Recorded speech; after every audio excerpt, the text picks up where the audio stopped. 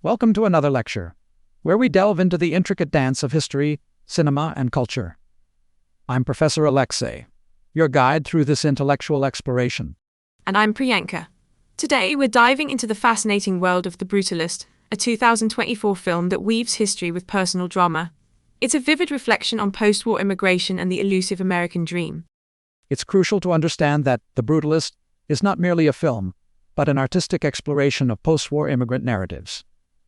Set against the backdrop of brutalist architecture, a style defined by its unyielding concrete structures, this film employs VistaVision, a technique from the 1950s that enhances its historical authenticity through stunning visual fidelity. Isn't it interesting how architecture and film can intersect to portray an era? In The Brutalist, the use of VistaVision captures not just a time in history, but gives us a lens into the emotional textures that define the film's narrative. Now, moving forward, we turn our attention to why this film holds relevance. The Brutalist articulates the struggle and resilience inherent in post-World War II immigration stories. It's important to explore how the film challenges traditional views of the American dream, by highlighting not just aspiration, but also adversity, fundamentally transforming our understanding of this period. It makes me wonder about how such narratives can impact our perception of history. By unraveling these layers, we come to appreciate the nuanced representation of both the challenges and hopes immigrants faced. Next, we shall explore some intriguing facts. Directed by Brady Corbett, known for his narrative depth and stylistic finesse, the film features Adrien Brody's captivating portrayal of Laszlo Toth, weaving between ambition and survival. Interestingly, despite using modern cinematic tools, the film is shot on VistaVision, mirroring the aesthetics of its 1950s setting. Actually, the development of this film took several unpredictable turns. Initially announced in 2020 with a different cast, its production faced delays due to the COVID-19 pandemic. Eventually, it premiered at the 81st Venice International Film Festival in 2024. To further elaborate, my fascination with post-war architecture adds a deeply personal layer to my appreciation of this film. The historical narratives captured in architectural expressions have always intrigued me, particularly how they mirror the socio-political shifts of their times. It's an extension of my academic pursuits, if you will. That's fascinating. Professor, now I'm curious about how this film navigates the blend between fiction and historical representation. With Laszlo Toth drawing inspiration from real architects like Paul Rudolph, how do we discern fact from creative embellishment?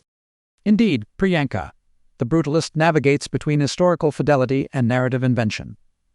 This duality encourages viewers to engage deeply with both its factual underpinnings and metaphorical storytelling, sparking debates on the portrayal of cultural icons and history itself.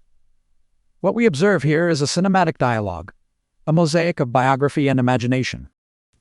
Diving into the implications of the American dream in this narrative brings out so many complex layers.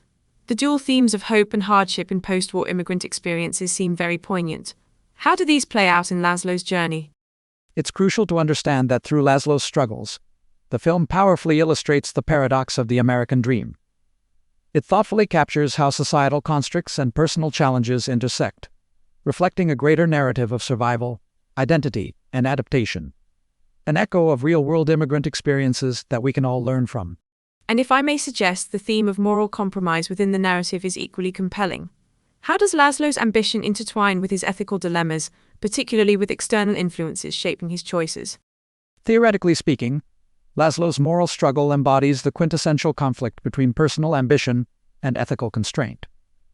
The character's interactions with powerful figures like Harrison spotlight the societal negotiations and moral compromises often faced by those striving for greatness.